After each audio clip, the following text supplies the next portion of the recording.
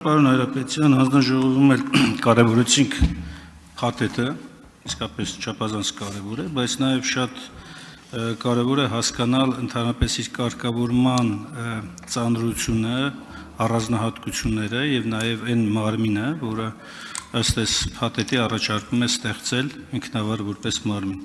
Սկսեմ կիբեր անվտանգության օրենքից, չափազանց կարևորելով այս կարգավորումները, ինչու է այնուամենայնիվ բացառություն սահմանել պաշտպանության, ազգային անվտանգության, հետախուզության ոլորտներում կիբեր անվտանգության ապահովման պահանջների մասով։ Նույնը վերաբերում է նաև պետական գաղտնիք պարունակող տեղեկությունների մասով։ Ինչն է պատճառը։ Ես նայում եմ օրենքը եւ այն պահանջները, այն սկզբունքները անվտանգության ապահովման, որոնք կարևոր են, անհասկանալի է թե ինչ է բացառություն սահմանված։ Եթե առանձնահատկություններ կան այնտեղ, այլ ձևակերպում պետք է տալ։ Եթե ունեն առանձնահատկություններ, խնդրեմ, ավելի խիստ են եթե։ Երկրորդը վերաբերում է օրենքի, այս կիբեռանվտանգության օրենքի անցումային դրույթներում այստեղ ձևակերպումներ են տված, որոնք որ պրակտիկայում չեն պատկերացնում ոնց պետք է կյանքի կոչվեն։ Օրինակ, մեկ օրինակ բերեմ, ասում է հետևյալը. ծառայության մատուցողներ, ովքեր շահագործում են կրիտիկական տեղեկատվական ենթակառուցվածքներ եւ կիբեռանվտանգության ապահովման ծառայություն մատուցողները, օրենքի ուժի մեջ մտնելուց հետո 24 ժամյա ժամկետում ինքնավար մարմինն են ներկայացնում կիբեռանվտանգության ոլորտում միջազգային ստանդարտներով եւ կամ ազգային ստանդարտներով սահմանված չափանիշներ ու պահանջներ։ Այդ մարմինը հələ չկա։ Այդ 24 ժամ է օրենք ընդունելուց հետո ոնց պիտի ներկայացնեն եւ նաեւ վերևում էլ մի հատ նման ձևակերպում կա։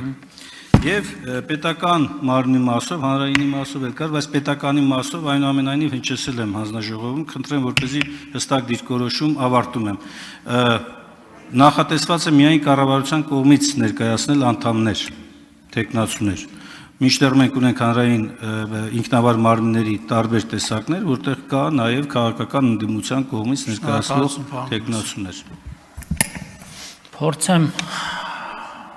ժամանակի մեջ տեղավորվել։ Շնորհակալություն պարոն Մինասյան։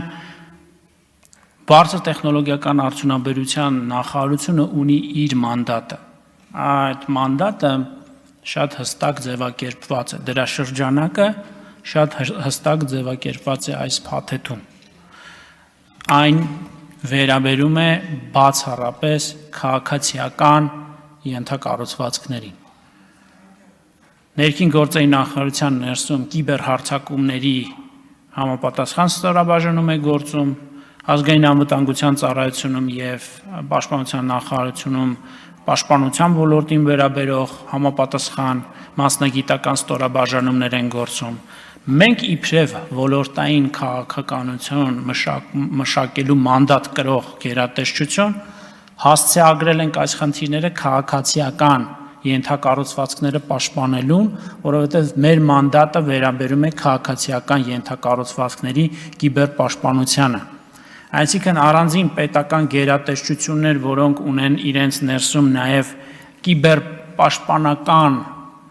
համապատասխան ստրուկտուրալ ստորաբաժանումներ, բնականաբար իրենք են սահմանում այդ ստանդարտները։ Արդյոք 27001 ստանդարտը մեր կարծիքով բավարար է եւ այլ գերատեսչություններ եւս պետք է սահմանեն, չեմ բացառում, սակայն ԲՏԱ նախարարությունը եղել ու մնում է իր մանդատի շրջանակում եւ մենք գործել ու գործում ենք ինստիտուցիոնալ։ Այլ բան է, որ դուք կարող եք որպես ազգային ժողովի պատգամավոր նմանատիպ խնդիր դնել, ենթադրում եմ փակ ձևաչափով պաշտպանության եւ անվտանգության հարցերի հանձնաժողովում, ես կարծում եմ գործընկերներս մեծ սիրով նաեւ իրենց պատկերացումները եւ տեսլականը ձեզ կներկայացնեն։ Սա կրկնում եմ ի սկզբանե եւ ի բնե նախատեսված է եղել նախ եւ առաջ տնտեսությանը պաշտպանելու եւ մեր երկրի կրիտիկական քաղաքացիական ենթակառուցվածքները պաշտպանելու համար։ Վերջին հարցը կհիշեցնեք։ Ինքնավար մարմնի հետ կապված մեր դիսկուրսը դեռևս մեկնարկեց հանձնաժողովի նիստում, ինչպես ասել եմ հանձնաժողովի նիստում ուղիղ եթերով, հիմա եւս կրկնեմ, արդեն բարձր ամբիոնից մենք պատրաստ ենք լսել առաջարկներ թե կառավարող մեծամասնությունից, թե ընդդիմադիր ֆրակցիաներից, եթե կան առաջարկներ փոխելու այդ ձևաչափը,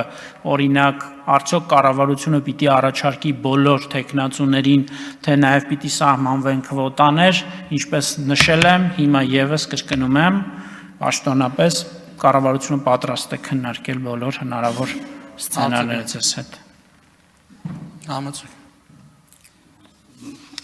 Պարոն Հայրապետյան, ես խոսում եի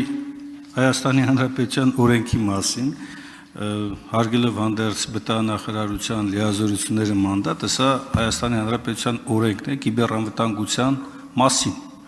ոչ թե առանձին ոլորտների մասին։ Օրինակ կիբեռանվտանգության ապահովման սկզբունքներ, անհատականության սկզբունք, բացասական ազդեցություն նվազագույնի հասցնելու սկզբունք, տվյալների գաղտնիության սկզբունք, այս սկզբունքները չեն կարող չգործել նույն այն համակարգերում, ասենք պաշտպանություն, անվտանգություն եւ այլն։ Եթե խոսքը գնում է կարգավորման առանձնահատկության, լիազոր մարմնի եւ ինքնավար մարմնի առանձնահատկությունների մասին, ձևակերպումը այլ ձևով պիտի տրվի։ Չի կարող, չէ՞, օրենքում տրվի մի հասկացություն, բայց պաշտպանության, ազգային անվտանգության ծառայությունը կամ որևէ այլ մարմին վերցնի այդ հասկացությունը այլ ձևով կիրառի։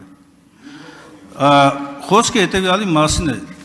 ստանդարտը կիրառելի է բոլոր դեպքերում, եթե կա ավելի խիստ, այնտեղ այդ առանձնահատկությունը կարող է կիրառել։ Ելույթումս ավելի մանրամասն անդրադառնամ։ Ամինասյան, կան ռեժիմներ, եւ դուք շատ լավ գիտեք այդ մասին։ Ես չեմ ուզում հեծանիվ օրինել։ Կան ռազմական բնույթի եւ բովանդակությամբ եւ համապատասխանաբար նաեւ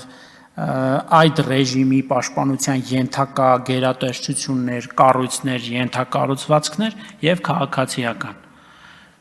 Այսինքն մենք առաջարկել ենք ստեղծել օրենսդրություն հենց քաղաքացիական ենթակառուցվածքների մասով, որովհետեւ դա մեր հանձնառությունն է։ Բայց ինչ վերաբերում է, եկեք մեկու հետ չխառնենք, ինչ վերաբերում է դուք ասում եք տվյալները, հենց տվյալների հանրային տեղեկությունների մասին օրենքը տարածվում է բոլորի վրա, բայց իմպլեմենտացիան չի կարող քաղաքացիական ենթակառուցվածքի կիբերպաշտպանությամբ զբաղվող մարմինը նաև ներկայացված լինել ազգային անվտանգության ծառայությունում, նաև ներկայացված լինել պաշտպանության նախարարությունում եւ այդպես շարունակ։ Այսինքն այստեղ եթե մեր գաղափարական վեճն այն է, որ պիտի մենք նաև պաշտպանական կառույցներին պարտադրենք այս օրենսդրությամբ 27001 միջազգային ստանդարտ կիրառել, առաջարկեք քննարկենք։